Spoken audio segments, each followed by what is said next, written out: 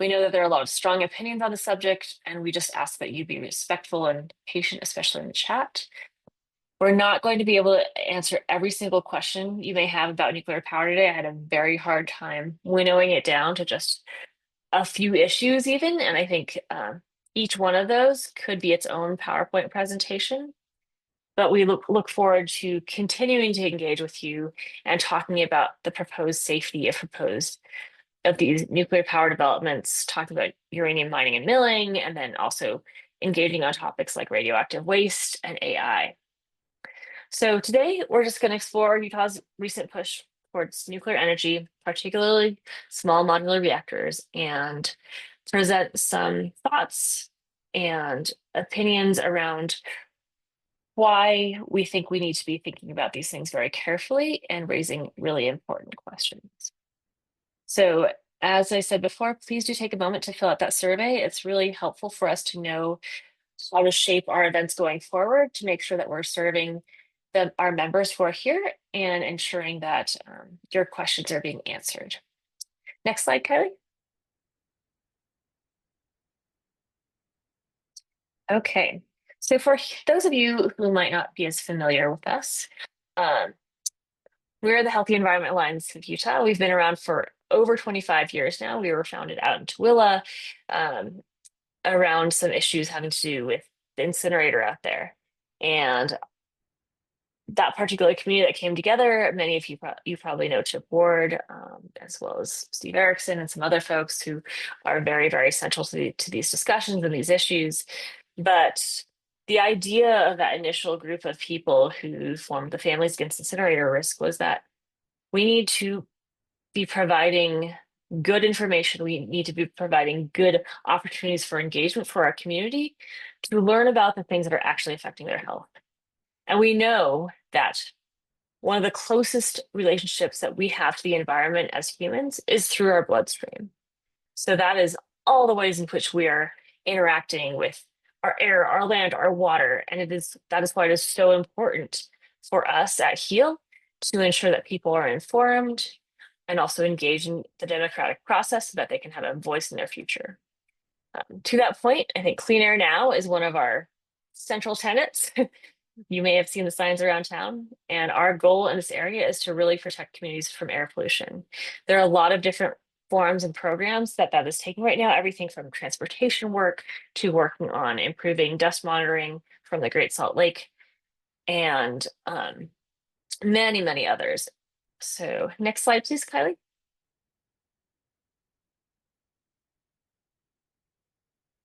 So one of our second goals is to power Utah with clean energy. We want to build an inclusive clean energy future that reduces harm in the future rather than perpetuating future harms. We really believe that this is why we take a holistic approach to looking at all energy sources, and we try to make sure that the energy system of the future is going to be built for the people it serves rather than for the corporations or the companies that are profiting off those energy systems. Next slide. And finally, and maybe most relevantly to this discussion, our goal is to truly keep Utah waste free. We want to protect communities from radioactive and toxic exposures. That's taken a variety of forms over our 26 plus years, but that includes everything from working on issues like ethylene oxide, regulation of MagCorp, US Magnesium company out there that you may have heard about, as well as just making sure that our folks who have already been affected by past toxic exposures, whether that's uranium miners or millers or downwinders who were exposed by nuclear testing at the Nevada test site, that those people really have their day in the sun to be heard and to play an active role in being able to be acknowledged and advocate for their own future.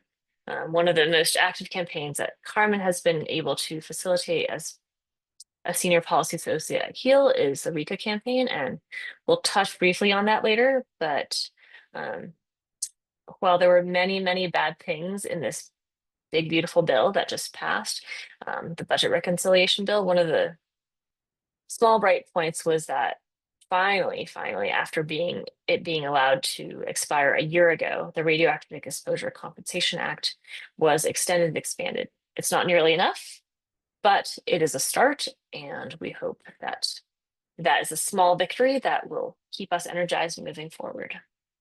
Next slide, please.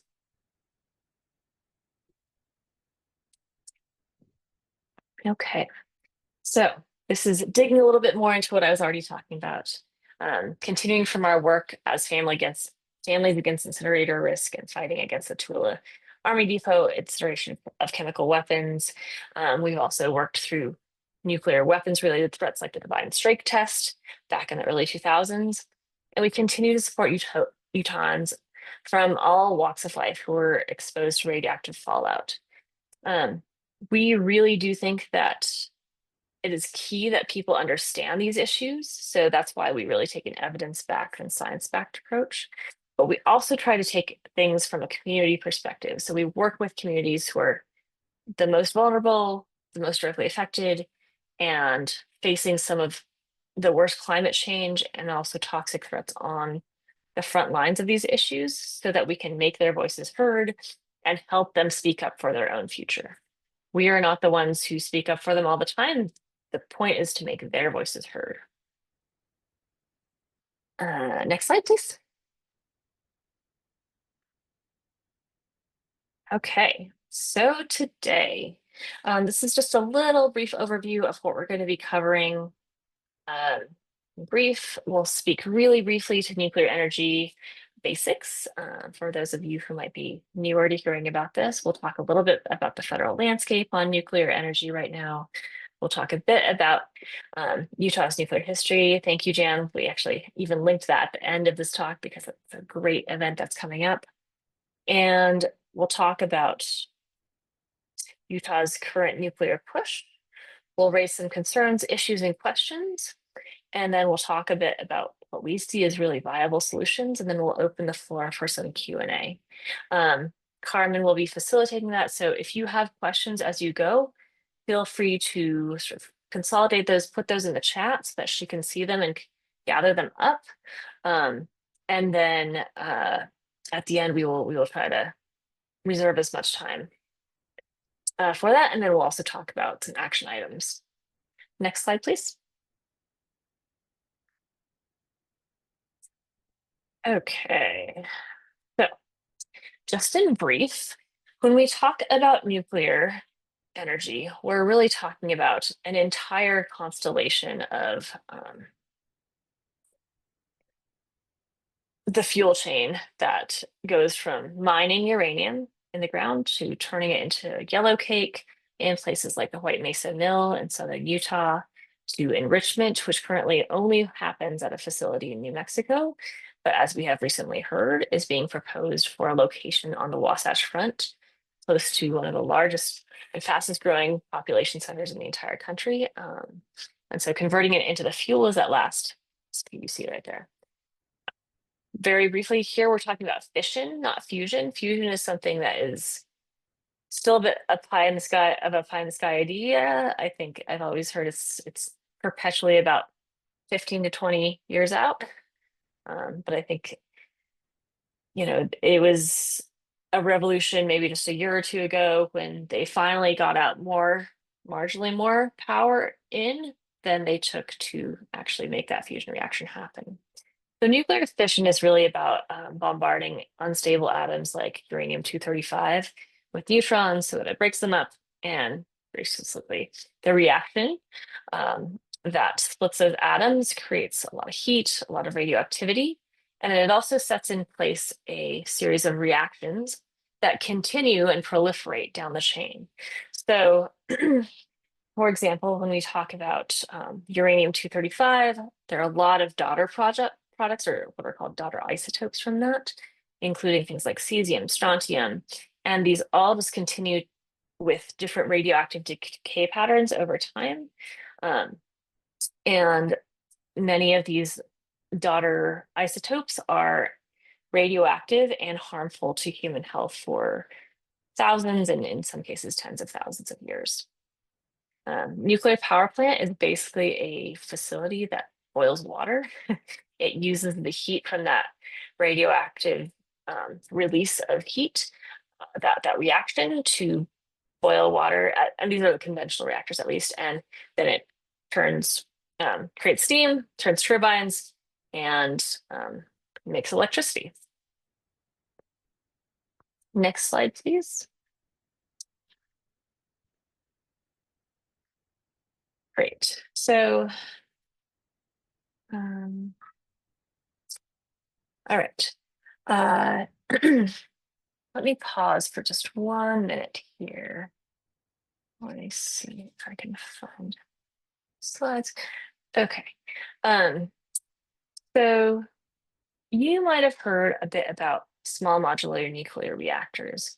So in short, what is an SMNR?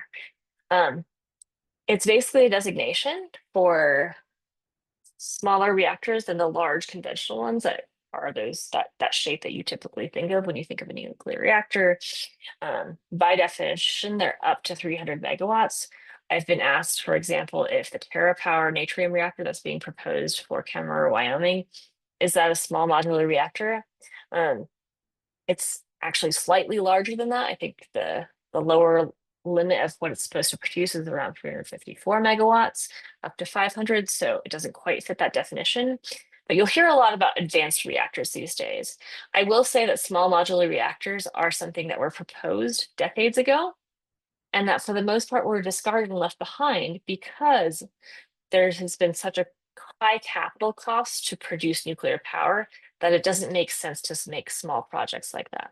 The economies of scale are at play here. So, we think of Costco, right? Like, why does it cost so much less to have a giant tub of cheesy bits versus a much smaller bag? And that's an economy of scale where essentially, if you're going to produce a single unit, in this case, a single unit of electricity, you want to be making sure that if you're going to have a facility that's producing energy, you want to be producing as much energy as possible per amount of capital cost that you put in at the beginning to make that happen.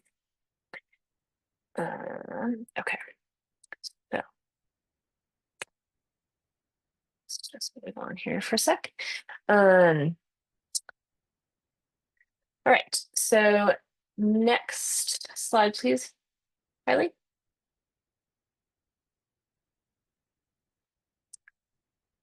There we go. Okay, so one of the reasons you may have been hearing about nuclear, even if you're outside the state of Utah, is that there's a lot going on at the federal level. In the last few years, hundreds of billions of dollars in federal and state loans, subsidies, and grants have been given out. The ADVANCE Act was passed by the Biden administration in 2024, and that was really focused on streamlining nuclear energy. May be hearing the word streamlining a lot. The Price-Anderson Act, which is a provision that provides catastrophic nuclear accident insurance, was also renewed in 2024. And amongst other things, permission was given to extend reactor operating license to as long as 80 years. In the past, they tend to be much shorter time periods, but that 80-year time frame is something that needs to be considered as we look at facilities that were perhaps not built for that long of a time frame. They're also looking at the possibility of reopening previously permanently closed reactors, including places like 3 Mile Island. This has never been done before. And we're also seeing this really large push for small modular nuclear reactors and these advanced reactors, which include, sodium reactors, molten salt batteries in some cases. There's a whole lot of different models and frameworks for how we are going to go around about producing this nuclear power. Recently, there also were a number of executive orders which directed changes to the Nuclear Regulatory Commission. And this is really relevant because the Nuclear Regulatory Commission is the independent agency that is charged with doing permitting for reactors and doing general oversight. Once the waste is actually created, that is then the property of the Department of Energy. However, the Nuclear Regulatory Commission, for all that we've had some issues with it in the past, it is a really important stopgard for backstop for making sure that we have certain regulations and safety provisions in place. Um, Amongst the recent changes that we've seen with the NRC are alongside the destaffing and defunding of that agency. Um, there have these executive orders basically direct it to streamline permitting processes, moving them through much faster. There has been an effort to change radiation regulations so that we're using a different model that basically says that there is a threshold below which there is no harm from radiation, which we know is not scientifically valid. And in addition to that, we also have actually seen a lot of tumult in NRC itself. The head of the NRC was fired by President Trump just a couple months ago, and another commissioner recently quit. The commission in general is quite destaffed. And so we have a lot of concerns about that ability of the agency to therefore safely oversee this proliferation of reactors that we're seeing be proposed. Next slide, please.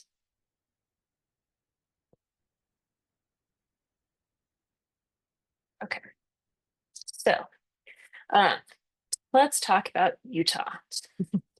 So this future map of Utah I actually pulled from High Country News. It's from around 2010. That was back in the day when there was a nuclear power plant, that I think was the Blue Castle facility, being proposed for the town of Green River.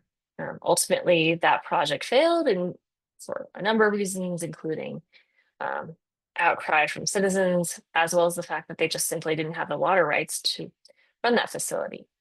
But the long and short of this is that this is not new. Next slide, please.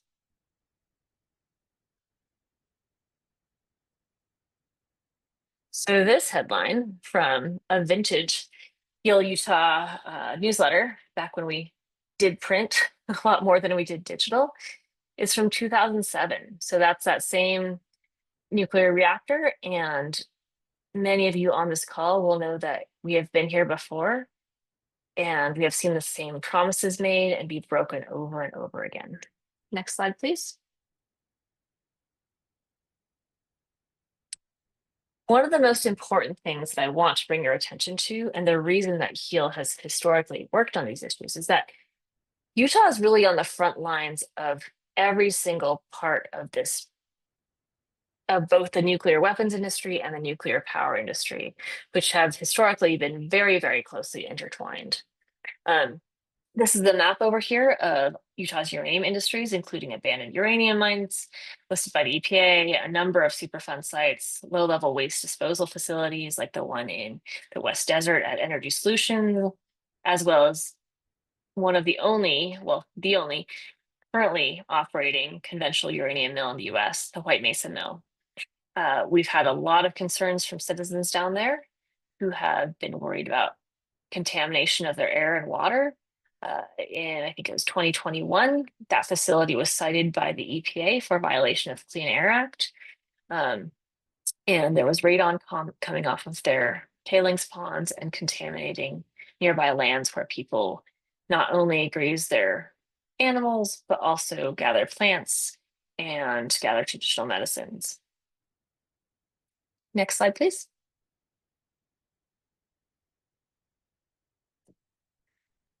And that brings us to now and Utah's current PR push on nuclear. Next slide, please. So that was my attempt at an animation, but there are many, many, many more headlines that you've probably seen out there. These are just a few of the ones that have been popping up. It's almost weekly at this point, and sometimes bi-weekly. It's hard to keep up with every single development. I'll give you sort of a top line overview of those, but long story short, there's a lot of interest in uranium here. Ever since the announcement of Operation Gigawatt last year, there's really been this drumbeat that says, okay, Utah is going to be the nuclear hub. We have to be on the front lines. We're the place that this needs to develop, and we are open for business. And to the legislators' credit, they are finally understanding that they have to deal with the waste issue. if they are going to move forward with this. But what we have seen is that really seeing Utah's doors be flung open to every single part of that fuel cycle and say down to, let's take more nuclear waste in. And historically, that's something that Utahns have been very, very opposed to. There have been multiple attempts to bring in depleted uranium, which is a very, very dangerous source of what is classified as low-level waste that becomes hotter and hotter over time into the tens of thousands of years before it finally starts to then reduce in radiation. Um, it's a side product of the enrichment process. So if we were to have an enrichment facility on the Wasatch Front, we would have depleted uranium already being made in the state. Next slide, please. So this is just a little bit of an overview. We hear a lot about Operation Gigawatt. We hear a lot about AI and data centers. It is not clear to us how much of this nuclear push is really going to be for power for people, which is what we care about the most, right? There's maybe a tax base that can be grown in AI and data centers, but we also have a lot of communities who are very concerned about that, what that means for their communities.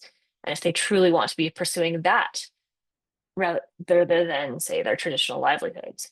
In 2025, we saw a number of bills in the general session of the legislature.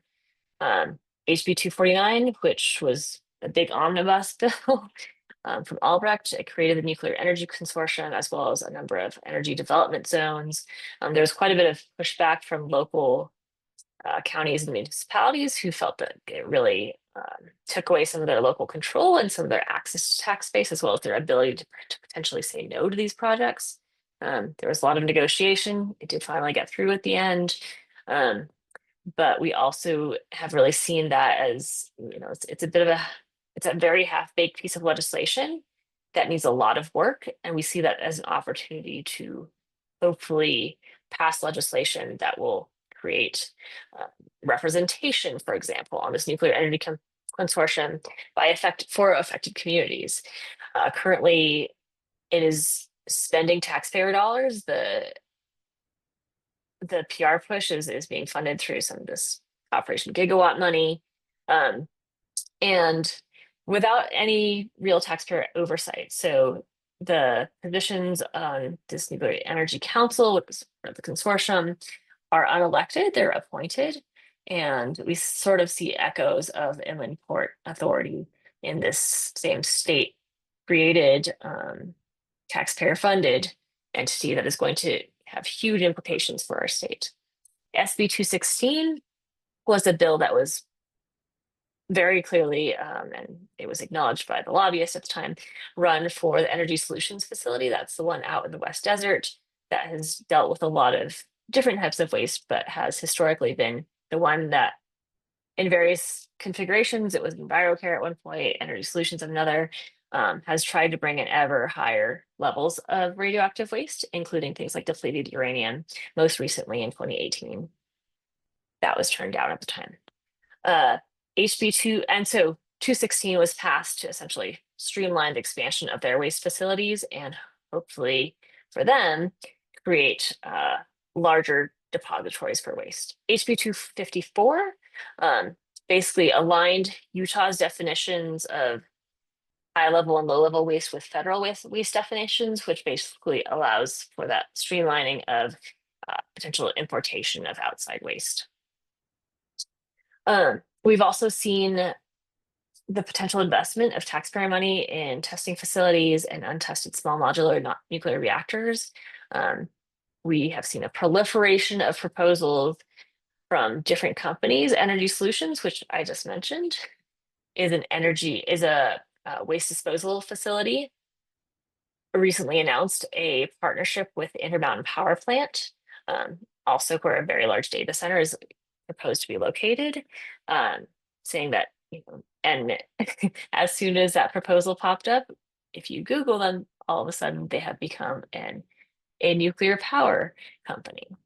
So I think we really need to be asking questions about what the experience of these startups and companies is. The state has also signed 4 MOUs with a number of startups. So that's Battelle, Holtec, Baylor, which you probably have heard about, as well as NuCube. The vast majority of those companies has never operated any sort of commercial nuclear facility. Battelle may have done something like that back in the 70s, but it's been a very long time. And so there's not that relevant experience for actually operating and constructing nuclear energy. We also saw nuclear fuel enrichment being proposed to the Wasatch Front at Camp Williams. I mentioned that already, but essentially that's a company called General Matter, and there's a sublease of state land through MIDA to this company out of California that is basically proposed for doing nuclear fuel enrichment. We've also seen proposals pop up in places like Eagle Mountain, also on the Wasatch Front, where there were zoning changes that were being proposed that would have allowed things like small modular reactors to be built within town limits. We think that's probably happening in a lot of places, and we're trying to keep an eye on that going forward. But if that is happening in your community, please do reach out to us. We'd love to hear about it and hear, what your community thinks about it. And if there's resources or information that we can share to help them with that, that would be really great. So we've heard our governor say that, this has cost Utahns not a dollar so far, but that simply isn't true. In addition to the taxpayer money that's going to be funding parts of Operation Gigawatt, we know that the facility in Emery County where these 4 startups are being housed is also taxpayer funded. So down the line, as we move forward, we see sunk costs and sort of good money being thrown after bad as we sink deeper into this area. We're also being touted by our lawmakers as a place where uranium mining, milling, processing, and now enrichment can happen. I think the most important thing to remember about that is that this is a legacy issue, and there are hundreds of abandoned uranium mines across the Navajo Nation, as well as probably thousands more across southern Utah, not on the nation. And these are legacy sites that have radioactive waste. It often renders the land unusable. Just recently, we dealt with an issue in southern Utah in the sort of St. George corridor, where there was a housing development that was being put on top of old tailings, and no one was being informed about that. In the end, we were able to stop that development along with in partnership with the company, but I think the big picture issue is that we need to think about the future and the past on this. Next slide, please. Okay, so currently, some of the things that we're hearing about nuclear power is that it is a climate fix. We have real concerns about that I'll get into later. But some of the issues that we want to raise here at HEAL are the economic and financial risks, the slow timelines, the lack of transparency and public participation in the decision-making around this, the long-term toxic waste management, the fact that it increases public health risks, and also the potential increased security risks associated with nuclear developments. Next slide, please.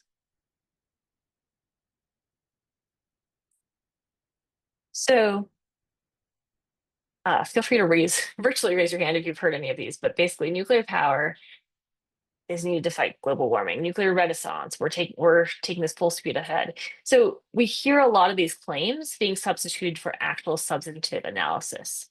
And we are only getting part of the picture in most cases. I think it's worth hearing these claims so that then we can evaluate them and evaluate the factual basis for them. But what we frequently see is that there are nuclear forums being held with nuclear experts, but they're all from industry or they're all from one side of the table. So when people raise valid questions about nuclear, whether that's a community that is concerned about the safety of having a small modular reactor in their backyard, or an expert saying, well, what about the cost? There are issues with proliferation risks. Those people are not getting the forum in the same way that people who are pro are. Next slide, please. So the top line that we have here is that we have a climate crisis, and I think it is really important to address that head on as an existential threat. I think we have a younger generation of people who maybe weren't around during the Cold War, who aren't as familiar with nuclear testing and the nuclear weapons industry. Although unfortunately, that nuclear weapons issue is certainly raising its ugly head these days with the many conflicts that we're in the midst of. Um, but I think one of the things that gets lost in translation for younger generations sometimes is the fact that we're facing this existential climate risk.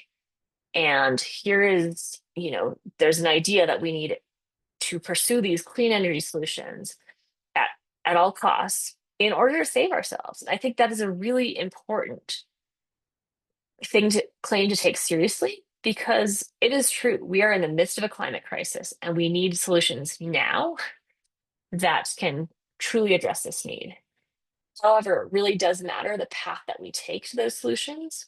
And we need clean energy solutions that are affordable, reliable, equitable, carbon free, fast to deploy, and also complementary to other sources. Next slide, please. Okay, so cost. This is the frontline one that is very, very important. You may have heard this, the sense, well, your nuclear is an incredibly energy dense energy source. You only need a tiny, tiny bit of uranium in order to power uh, nuclear reactors and to power however many homes. However, Scott Kemp, who is a MIT nuclear physicist who we might try to bring in for a future event, has made the point that that is the wrong optimization. When you look at nuclear power, it doesn't matter that it's energy dense. And I think there's also a piece of that that gets lost when we say, oh, it has a tiny footprint. You have to actually look at the entire life cycle of the mining, the milling, the contamination over, and then the disposal. But cost matters so much because not just because of equity concerns, right? Not just because of the burden that it's going to place on families who are already facing increasing energy costs, but because we simply can't do it all. All of the above is not a true option. We have to be realists here. There's an opportunity cost to pursuing certain things over others. And we know that it's going to take trillions of dollars to truly tackle this energy crisis in legion with the climate change crisis that we have. And if we use nuclear, we're using the most expensive energy to get there. It does not have a competitive cost relative to renewables, even paired with battery storage these days. So when you look at even the most recent numbers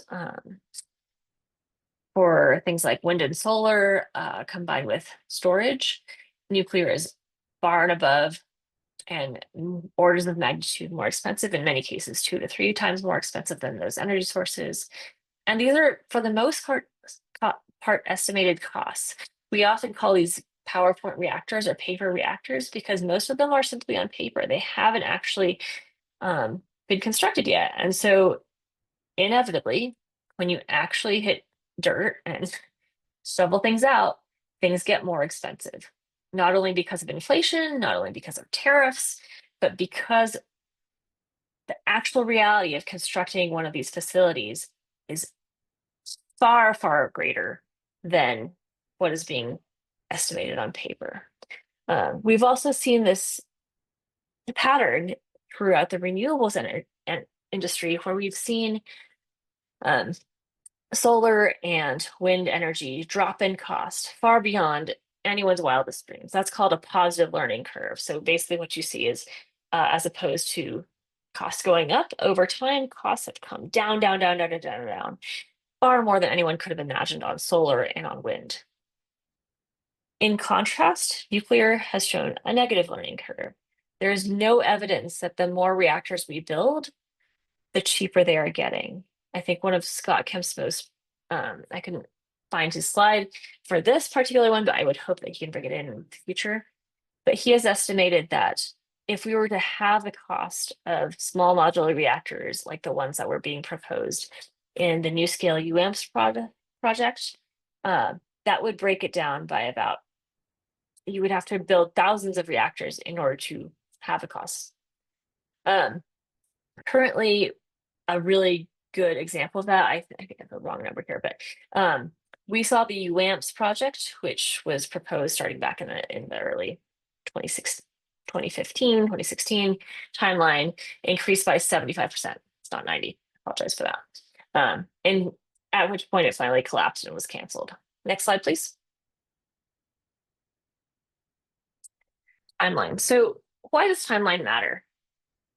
We know per the IPCC that is incredibly important to act fast to combat the worst effects of climate change. We are already experiencing terrible effects of climate change right now.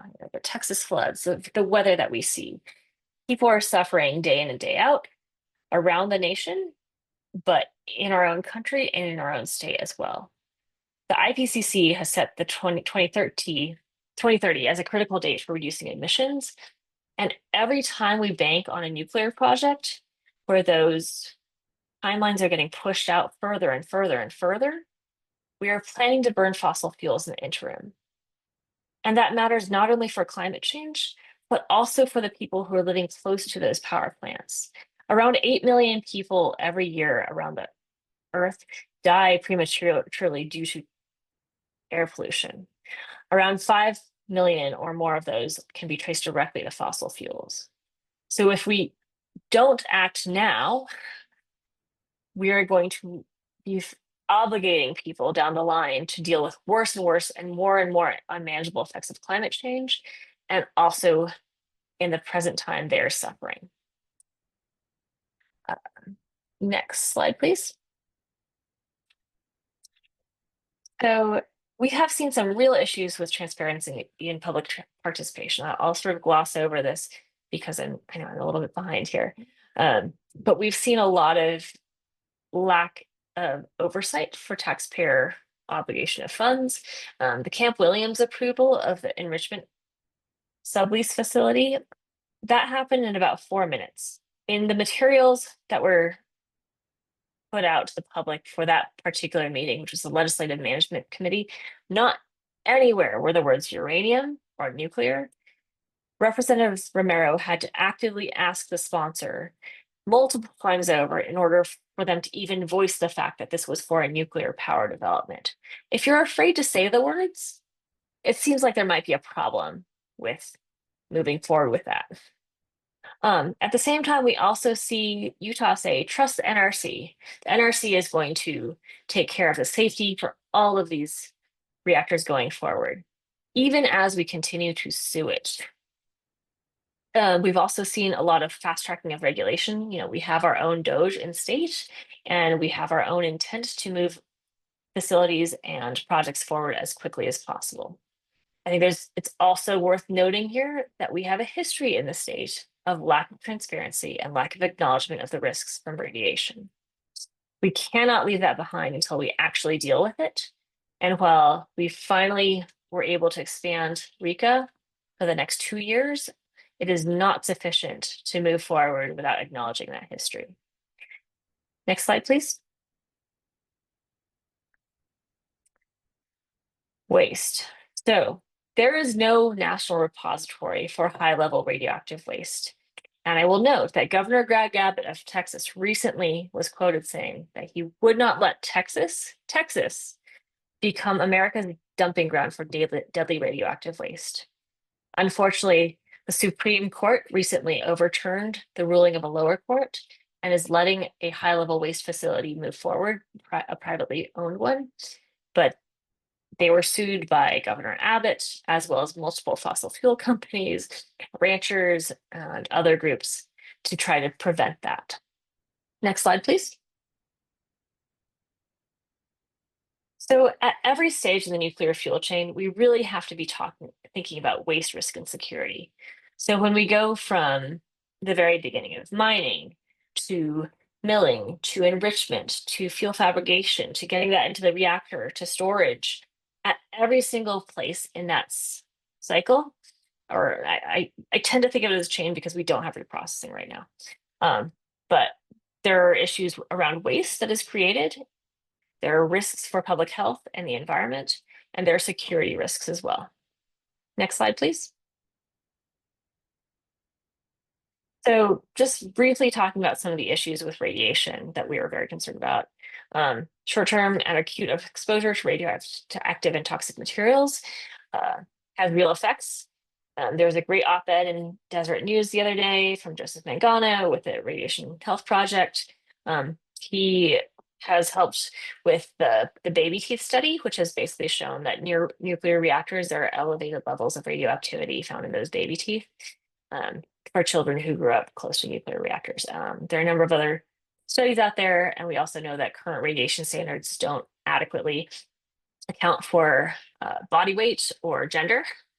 And so now when we're looking at actually downgrading and allowing higher levels of radiation, we're losing some of the tools that we have to regulate those facilities, and that might actually lead to the non-cleanup of uranium mills, uranium facilities, as well as allowing for larger releases of radioactivity from existing and future facilities.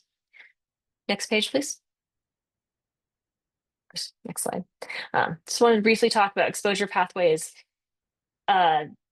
These are persistent isotopes that come to us in many, many forms throughout our lives. It comes from breathing, from eating food, from consuming water, from being exposed directly to radiation.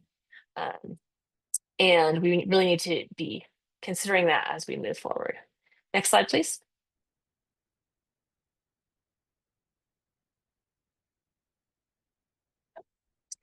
So this also takes place in the context of Utah, which in many ways is a sacrifice zone, not just for the nuclear industry, but for many industries. Utah was just announced to be the second highest in the nation for total toxic releases per square mile and per population in 2024. That's up from being fifth in 2022. So these multiple exposures, these cumulative impacts really do matter as we go forward.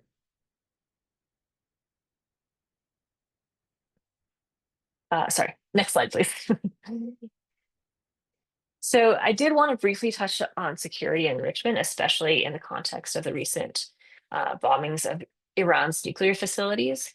When we talk about enrichment, that is the thing that might be potentially happening on the Wasatch Front. Natural uranium is about 0.7% U-235 versus 238, which is the naturally occurring isotope. Low enriched uranium, which is what is used in sort of conventional reactors, is around 5%. High enriched uranium, which is what most of these newer reactors will be using, is up to 20%.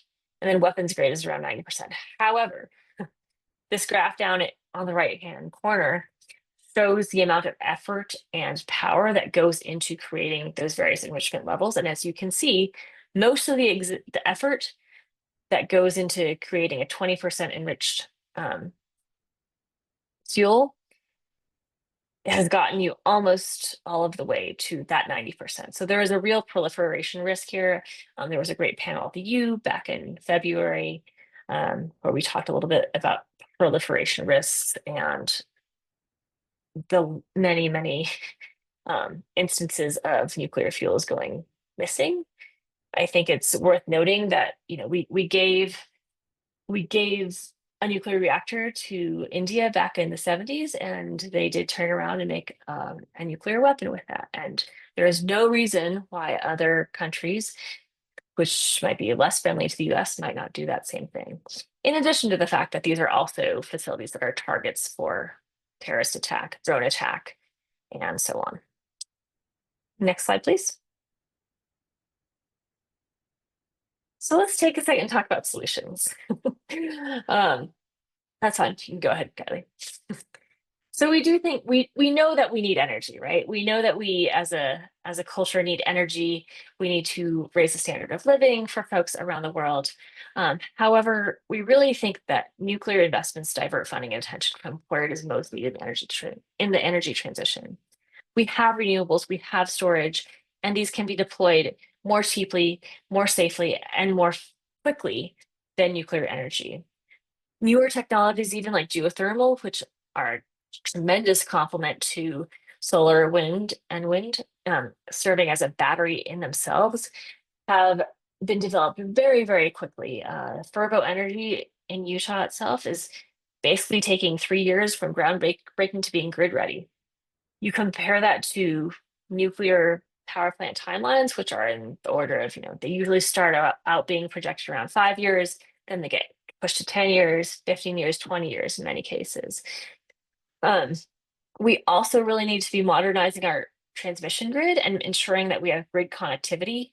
There's ample energy in solar and wind if you can get at the right place at the right time. That's why it's really important that we have a connected grid that connects to multiple states and creates the most resilient and safe and reliable power source that we can. Demand side management is also a really important thing.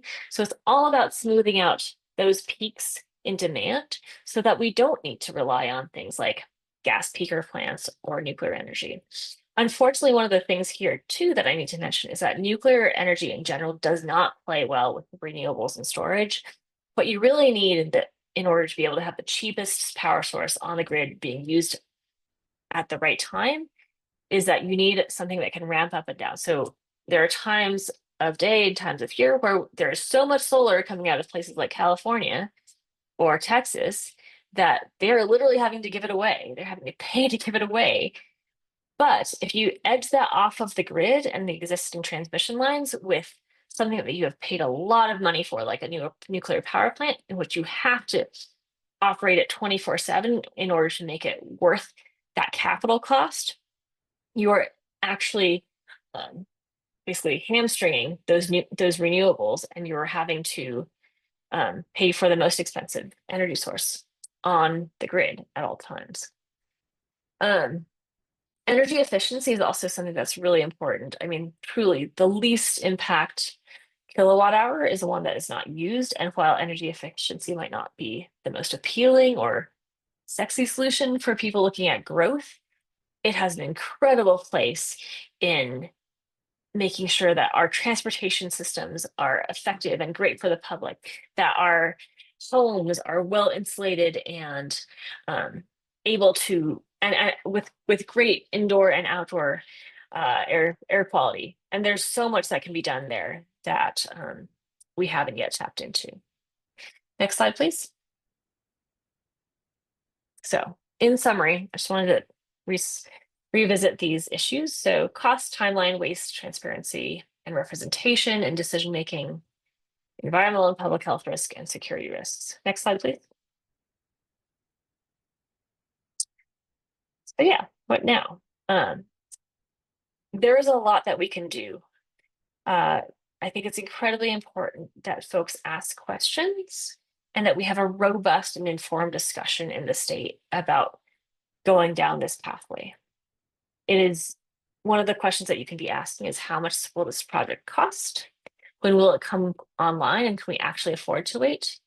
How much power will it actually provide? There are some of these startups that are proposing very small reactors, and that might be appropriate in a certain area, but it won't actually power the overall amount of energy that we're going to need.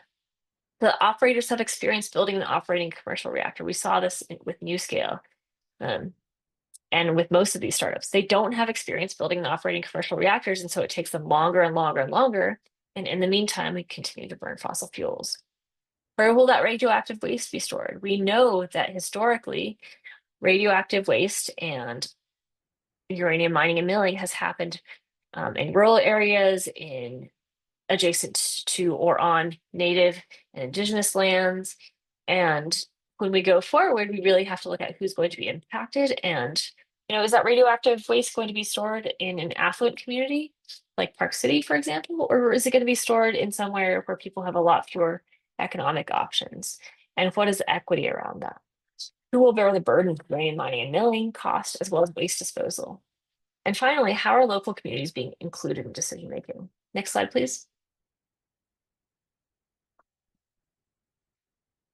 We believe truly that what we need are answers from our decision makers and industry leaders. We need an independent study bill that will give us details and specific facts and numbers about what the jobs, costs, and risks are associated with Utah pursuing nuclear industry, as well as the trade-offs.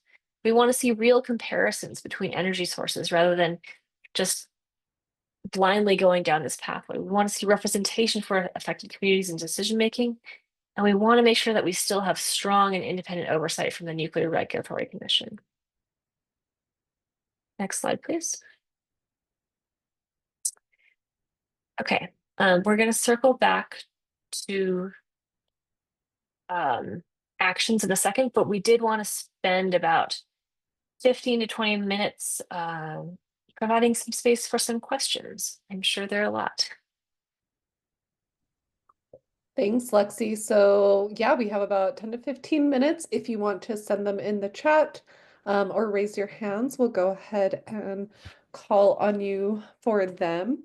I guess I have one, Lexi, even though I'm in this space, just as an everyday person, where should I be looking to get this news? That the one slide that it popped up all the news articles, those are from so many different sources. Is this something that's going on and we should be checking news every day? How do we find out where it's coming from?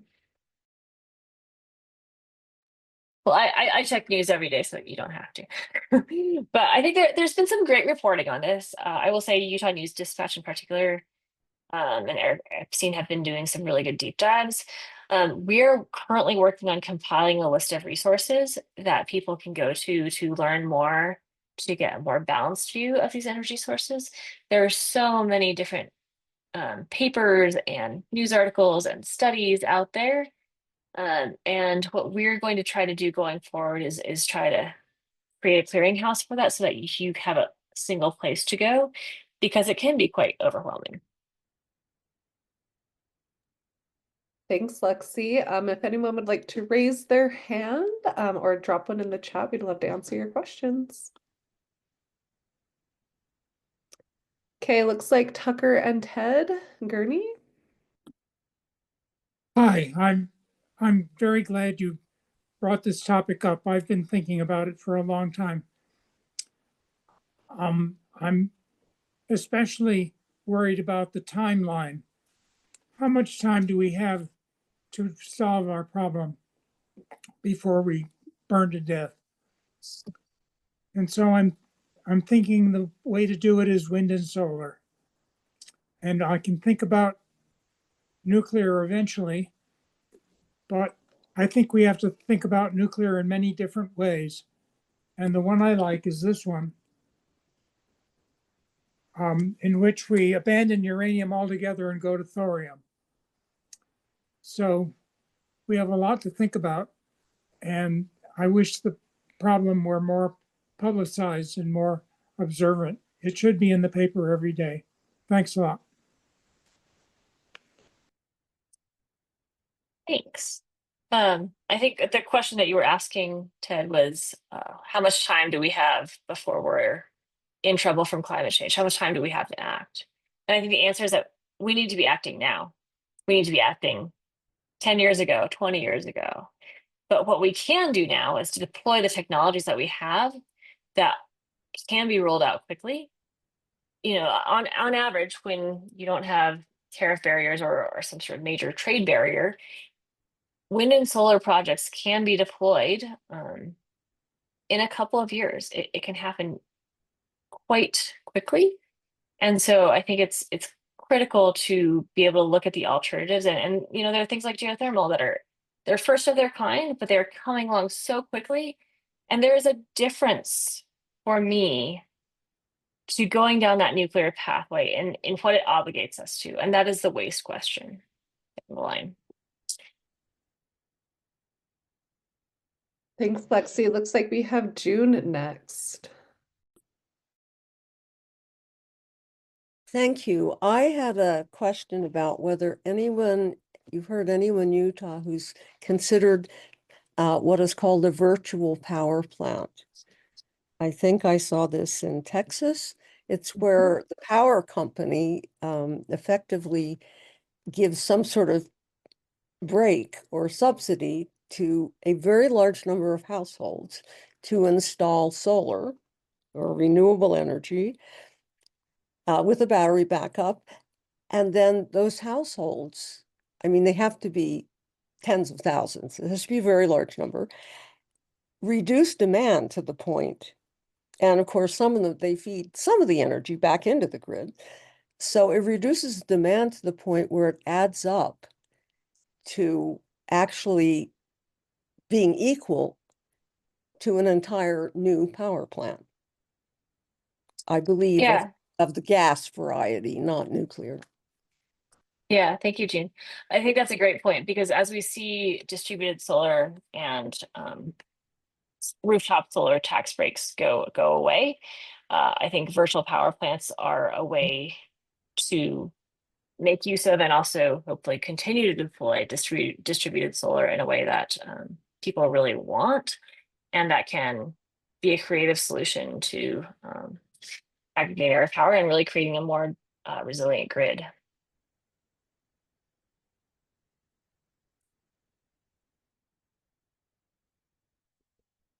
And I was dropping in the chat there, June, Utah Renewable Communities, many of you may be in those communities that are going to be sourcing renewable energy to bring onto the grid with Rocky Mountain Power. So we're starting to see it tiny, tiny baby steps.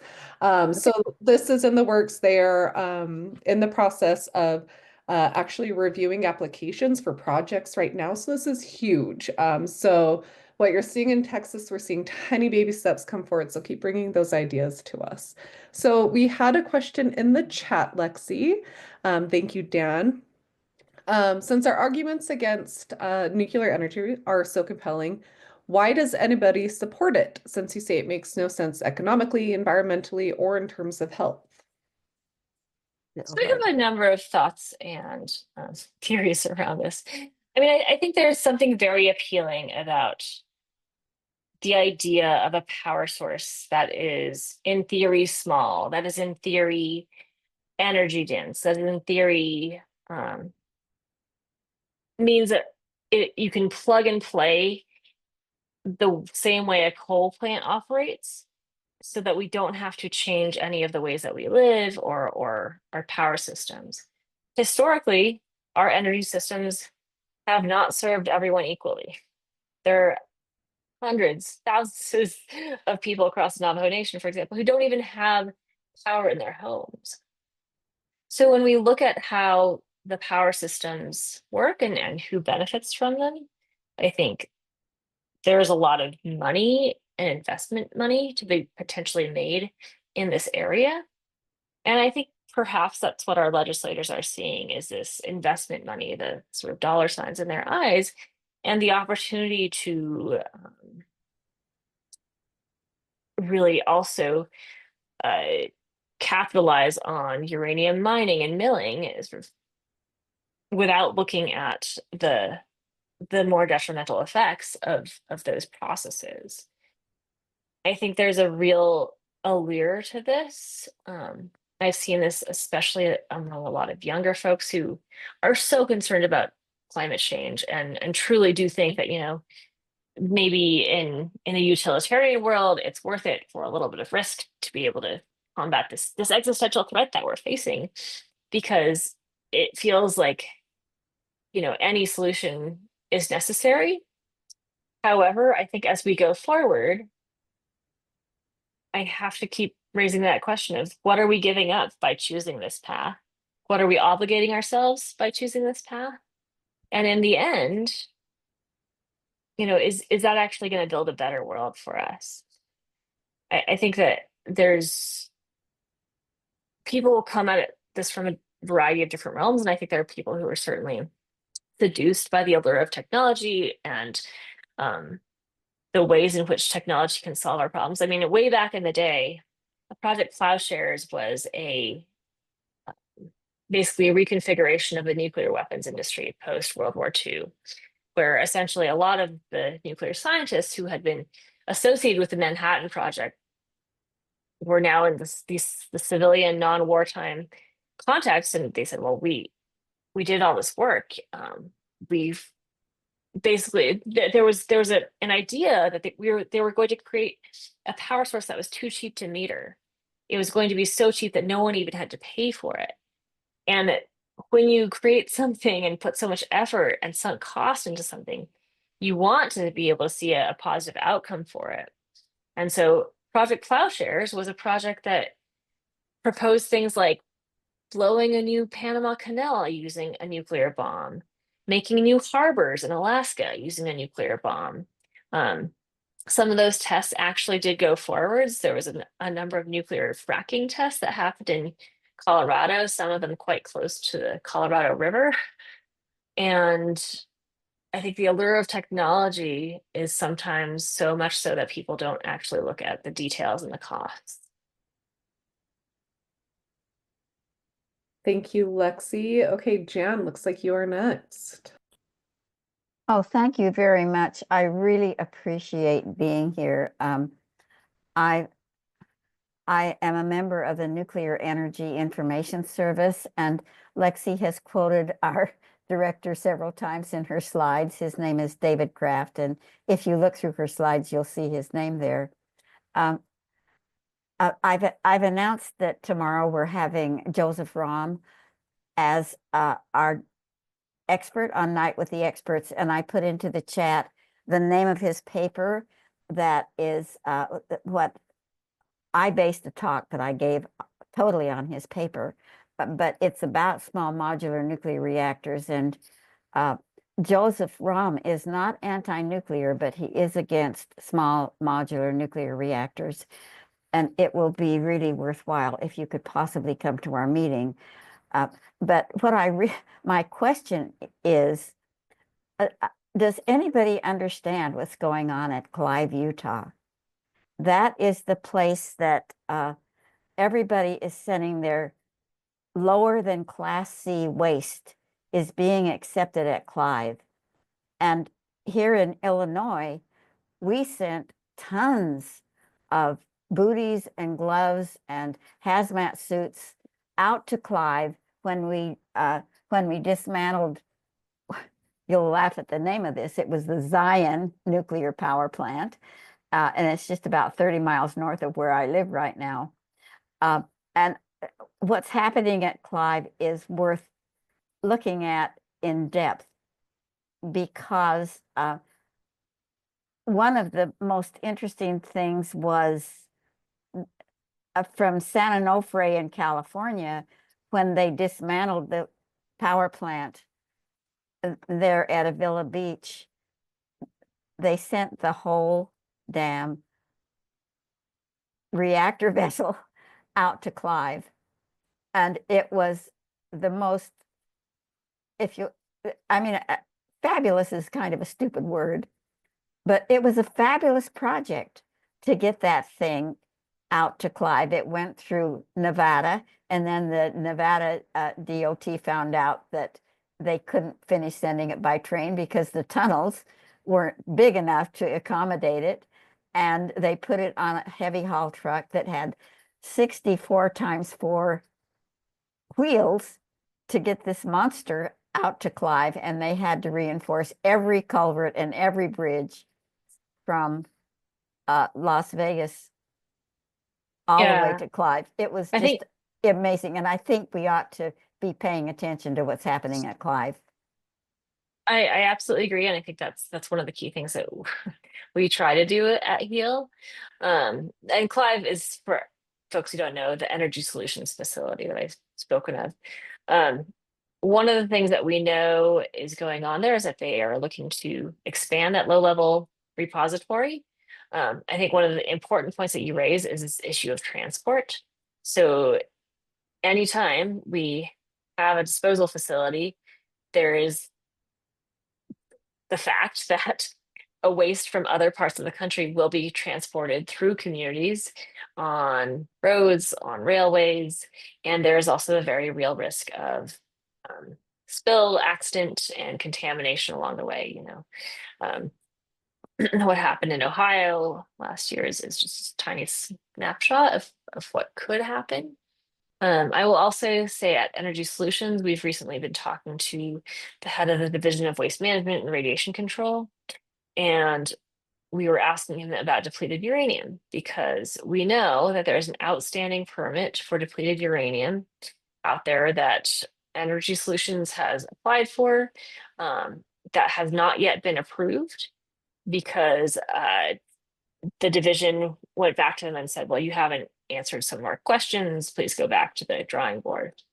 But if they come back to the division at any point, that issue could come right back around. So the likelihood, I think, is that the division, if their questions are answered, would be obligated to answer that, to issue that permit. Then there would be a public comment period, in which case we would have to, especially given current timelines for comment periods, mobilize a lot of folks really fast to talk and think and speak up about depleted uranium. So that could happen at any point. I think, Carmen, are you looking to wrap this up and move us on? Or were there any other questions? There is one last question if you think we have time for that. Yes. Okay. This is from Jason. Oh, this is just for us directly, but Jason, I think we can answer this easy. So Lexi mentioned Eagle Mountain and their interest in nuclear energy that would not be providing energy for the everyday residents, but for AI facilities. But we have kind of seen them die down on that conversation because it is an election year. So Ken Heel sent written questions to Eagle Mountain candidates asking their stance on nuclear reactors. And so can you too. Yeah. We'll look into it. Thank you, Jason, and really appreciate your engagement. Wonderful. Okay, that is everything. Or not everything. That is our questions, Lexi. So we can move on to the next slide. Yeah. So Kylie, I think you're going to take this, correct? I am, so I will get us through real quick. We'll make sure we get everybody out on time to enjoy their evenings. So you just learned a whole bunch about nuclear. Let's go ahead and talk about what we can do. 1 second. Oh, I lost my full screen. Let's go back. Maybe. Give me 1 second, folks. Do you want me to present from mine, Kylie? And then, okay, I you got it. think we got it. She just needed a second. That's okay, me too. All right. Okay, so one of the actions that you can do tonight, if you want, while we're on the call, is write to Governor Cox. With many upcoming changes to our future energy infrastructure, it's going to be taking a toll on a lot of resources that we have and also exacerbate some ongoing community issues that we're already facing. So it's going to be good to ask Governor Cox to ensure that impacted communities have a say in decision making to keep Utahns from toxic exposure. And so this little QR code down here in the corner will take you right to our action alert on our website and guide you through step-by-step actions that you can take to ensure that he gets this message. And if you have any questions about these actions, please by all means put them in the chat or feel free to raise your hand. Okay, I guess I cannot click in that corner. And I have also dropped the link in the chat for everyone for our action alert. Okay, thank you. Thank you, Carmen. Okay, and here are some additional things that you can do just as an individual to help keep Utah waste free.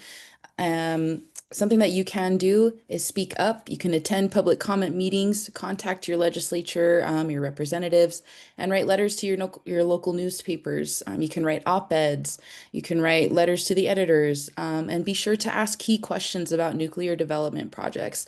Mobilizing like this will help us get the word out there. As many supporters as we have, we're still a tiny team of a few people that care, so a lot more people that care will help us get the message out there and create some noise. Some other things you can do, you can just talk to your friends and family members and your neighbors about it. We have plenty of resources and information that you can share with them, or you can give them a brief rundown of what we did today. This meeting will be recorded and put on our website soon, so that's another resource that you can give to them as well.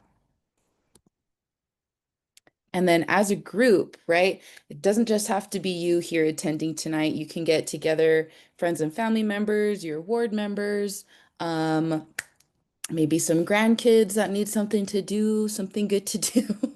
Monitor and attend city council meetings, planning and commission meetings, and focus on local proposals to develop reactors. You can also organize your community. You can mobilize this message to local and state officials that communities have concerns and want to say on if nuclear energy gets sited near homes and schools. You can also create your own fact sheets. This isn't something we put in our slides tonight, but you can create your own information sheets or share articles with your local officials, either state or federal. Because while they may be very good at their jobs, they're not experts on everything. They may not know half of this information, or it's good to remind them that we're also aware and watching how they make decisions. You can also coordinate. You can coordinate to go to public comment to city councils, your state legislature. Governor Cox is one of them, as we stated in our action alert, and regulatory agencies such as the Nuclear Regulatory. You can also advocate for realistic, equitable, and truly clean sources of renewable energy to power our state. Okay, so while we're wrapping up, please be sure to take our post survey. I know we have you guys working quite a bit tonight, but it's all in the name of making sure that we protect each other, and making sure that we can provide a better experience for you next time at another one of our webinars, and include things that maybe we skipped over next time. We want to hear from you. So Carmen, if you don't mind adding that to the chat, you can also scan this QR code, and we can include this link as well in a thank you email. Okay, so this is quite a bit. So if you feel like you need to screenshot this screen or this slide, please feel free to. This QR code will also take you directly to Heal Utah's events and upcoming things that we have going on. So like our friend Jan mentioned, tomorrow, Thursday, July 31st, there is a small modular nuclear reactors discussion at 7 p.m. And you can register for this, or you can register for that. I'm not sure if we have the link. It'll be 6 p.m. Mountain Time. Oh, 6 It- p.m. Yeah, it's 7 p.m. Central. All right, thank you for that, Jan. So 6 p.m. Mountain Time tomorrow. I believe the link is in the Zoom or is in the chat. Thank you for that.